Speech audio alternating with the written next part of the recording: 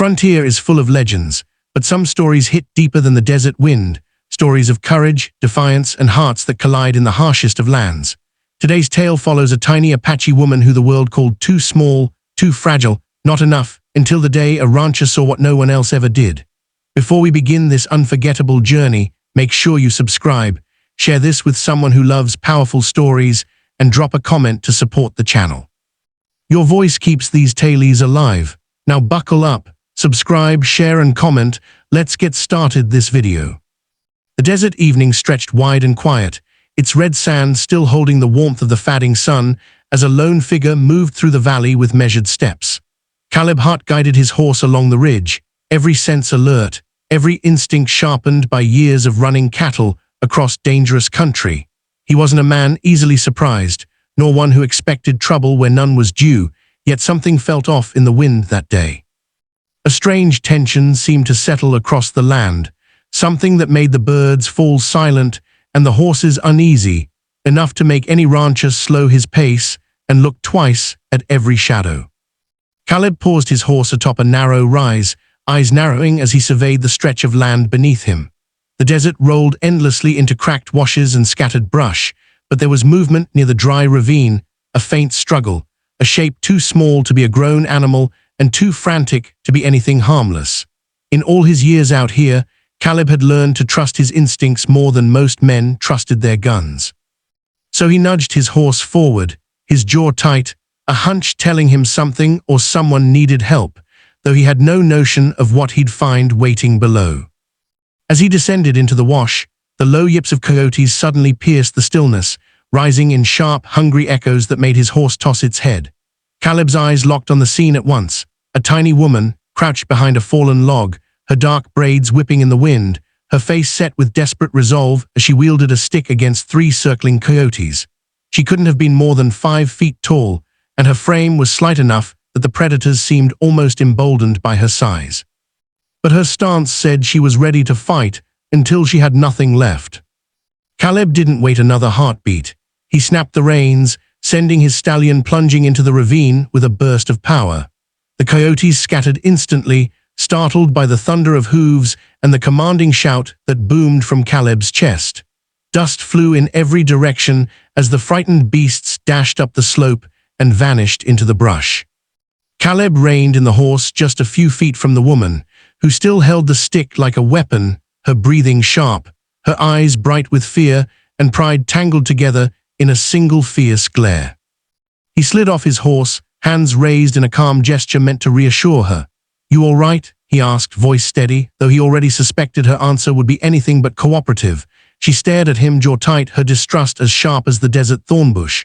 "You should not have interfered," she snapped, her tone clipped, almost offended by surviving. Caleb blinked at her tone, surprised but not offended. "Coyotes didn't leave you much of a choice," he replied simply. She pushed herself to stand, but the instant she put weight on her left foot, a flash of pain crossed her face, betraying the injury she'd tried so hard to hide. Caleb stepped forward but halted when she flinched. "You're hurt," he observed quietly. "No," she insisted, though her voice wavered. "I walk fine." She attempted another step and nearly crumpled, catching herself on the log. Caleb watched her with patient eyes that refused to mock or judge. "Your ankle's twisted," he said. "Anyone can see that." Her chin lifted defensively, as if admitting pain meant losing something vital. "I walk alone," she muttered, though even she seemed unconvinced. Caleb kept his distance, but spoke gently. "Not tonight, you don't." The woman's dark eyes darted toward him, suspicious yet exhausted. "Why help me?" she demanded, as if the concept itself was foreign. He shrugged lightly. "Because leaving someone in trouble doesn't sit right with me." She hesitated, then whispered her name, Nasha. It carried a quiet dignity, like wind against stone. Caleb introduced himself as well, but she barely acknowledged it, too focused on balancing on her good foot. When he offered her water, she refused, then accepted moments later, sipping carefully before handing the canteen back without a word of thanks, though gratitude flickered briefly in her eyes.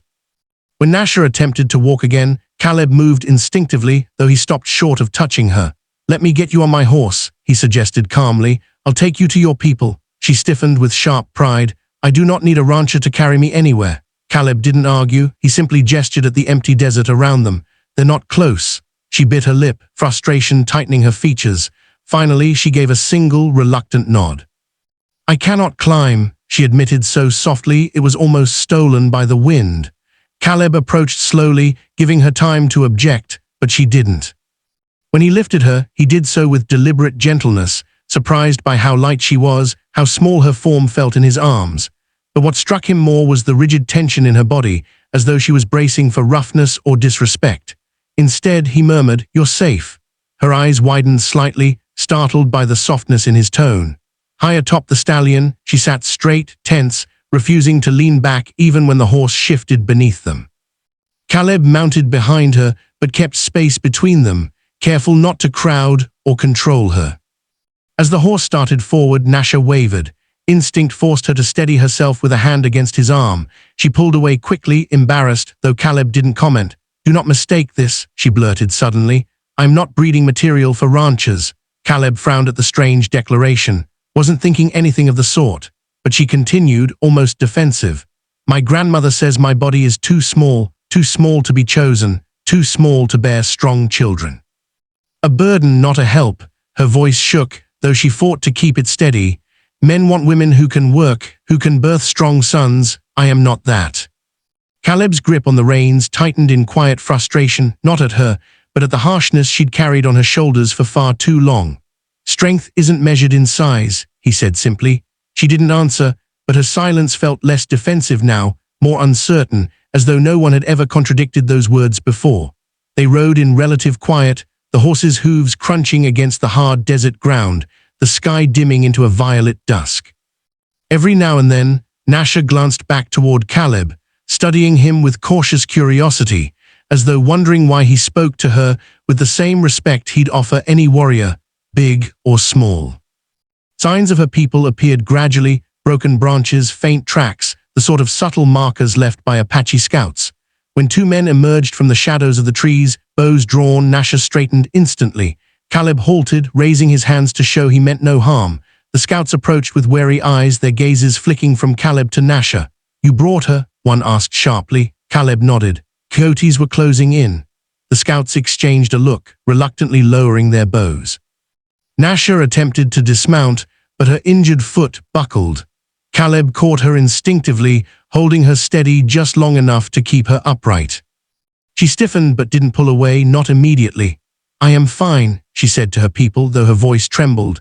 Caleb let her go, stepping back as she regained her balance. The scouts took her between them and she began to walk toward the trees. Before she vanished into the shadows, she looked back once, her expression unreadable. Caleb nodded, tipping his hat in a silent farewell. Then she was gone, swallowed by the forest. Caleb rode home with a weight in his chest he didn't entirely understand, but her final look lingered in his mind long after the desert swallowed her trail. Winter crept across the valley in the weeks that followed. Nights grew sharp with frost, the kind that made cattle huddle together and forced ranchers to work twice as hard just to keep their herds alive. Caleb threw himself into the grind, mending fences, hauling feed, and checking the riverbanks daily. But despite the rugged demands of ranch life, his mind returned again and again to the tiny Apache woman with the fierce pride and the wounded spirit. Her words echoed in quiet moments, especially the ones filled with doubt. Too small, too weak, not enough. Those ideas stirred something deep in him, something old and unspoken, because Caleb knew what it was like to believe you weren't enough. He'd spent years proving he could run the ranch alone after losing his father, proving to neighbors that he could hold the land together despite drought, loss, and loneliness. Somehow, her vulnerability mirrored his own in a way he couldn't shake. But he didn't expect to see her again, not in this lifetime. He told himself their paths had crossed by chance, nothing more. The desert had a way of pulling lives together and then letting the wind scatter them like dust. But fate had other plans. It was late one evening, a storm building on the horizon, when a soft knock hit Caleb's door, too light to be a ranch hand, too hesitant to be a stranger seeking shelter. He opened it, heart jolting, when he saw Nasha standing alone on his porch, snow clinging to her braids, her skin pale from cold. Her clothes were damp, her boots coated in frost, and exhaustion weighed heavily on her small frame. "Nasha," he breathed, shocked. She blinked up at him, her voice barely more than a whisper. "My people moved north. A sickness came, spreading through our camp." She swayed, and Caleb reached out just in time to steady her. "Come in," he urged, getting her inside and closing the door against the biting wind. She hesitated but didn't resist. "Some elders could not travel quickly. I stayed to hunt for them," she explained weakly, "but the storm came faster than expected. I lost the trail." Her shivering grew worse, her teeth chattering. Caleb wrapped a blanket around her shoulders and crouched to check her hands, chilled to the bone. "You should have looked for shelter sooner," he murmured. She lowered her gaze. "I did not want to trouble you." Caleb stared at her, stunned by the sincerity in her voice. "Nasha," he said quietly, "you're not trouble." She trembled harder, the harsh cold finally breaking through her pride. "I am small," she whispered, almost reflexively. "Not strong, not useful." Caleb's expression softened into something gentle, protective without being possessive. He tilted his head slightly so she met his eyes. "Everyone needs help sometimes," he said, "even me." She blinked, startled by the unfamiliar comfort in his tone. For a moment, neither spoke. The storm howled outside, snow piling against the windows, the fire flickering in warm contrast. Caleb stood and moved to stoke the flames higher. Nasha watched him silently, her body thawing slowly as warmth seeped back into her fingers. She observed the easy way he moved around his own home, steady and grounded, like a man who carried responsibility with quiet acceptance.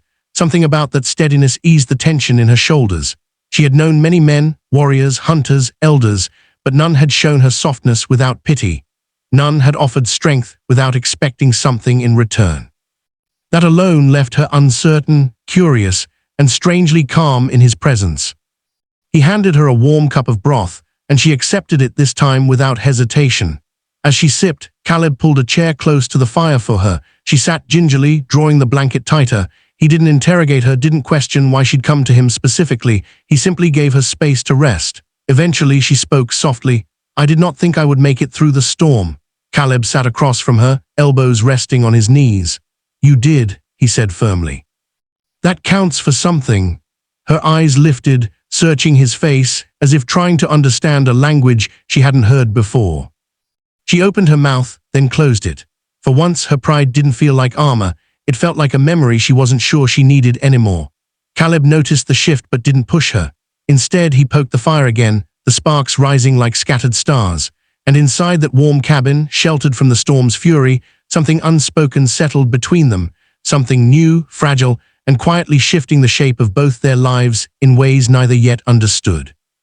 The storm raged through the night, but inside the cabin the fire kept a steady glow, casting warm light across Nasha's tired face. She had fallen asleep in the chair, wrapped tightly in the blanket, her breathing soft and uneven from exhaustion. Caleb watched her quietly for a moment, making sure she was warm enough before stepping away to tend to the horses. When he returned, she stirred, blinking as her surroundings came back into focus. For the first time since he'd met her, her expression held no defenses, only weariness and a fragile uncertainty. "You are awake," Caleb said gently. Nasha nodded, pulling the blanket closer. "The storm," she murmured, glancing toward the frosted window, "it has not stopped." Caleb shook his head. "Might last till morning." She exhaled slowly, her gaze dropping to the floor. "I did not mean to bring my troubles here." Caleb leaned against the table, arms crossed loosely. "Trouble's part of life," he said, "but facing it alone doesn't make you stronger." Nasha hesitated, as if the idea itself felt unfamiliar. "My people say strength is shown by how much one can endure without help." Caleb's voice softened. "Enduring isn't the same as living." She looked up then, truly looked at him, and something changed in her eyes, a softening, a flicker of trust breaking through doubt. "Why do you care?" she whispered. Caleb held her gaze steadily, "Because everyone deserves someone in their corner." A long silence filled the cabin, not tense this time, but warm, almost peaceful. Outside, the wind howled fiercely, yet inside they sat quietly, the air between them no longer heavy with fear or distance.